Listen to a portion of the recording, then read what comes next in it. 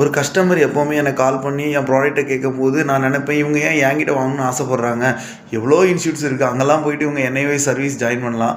என்ஐஒய்ஸில் வந்து course join பண்ணிக்கலாம். ஏன் என்கிட்டே எல்லோரும் வராங்க? என்கிட்ட பேசி ஒரு வாட்டி நான் பேசிட்டு விட்டப்புறம் எல்லோரும் என்கிட்டே வராங்கும்போது நான் வந்து பார்த்திங்கன்னா இவங்க வந்து ஏன் என்கிட்ட வராங்கன்னு சொல்லிட்டு என் பார்வையை விசாலமாக்கிட்டேன், பெருசாக்கி நான் பார்த்துருக்கேன்.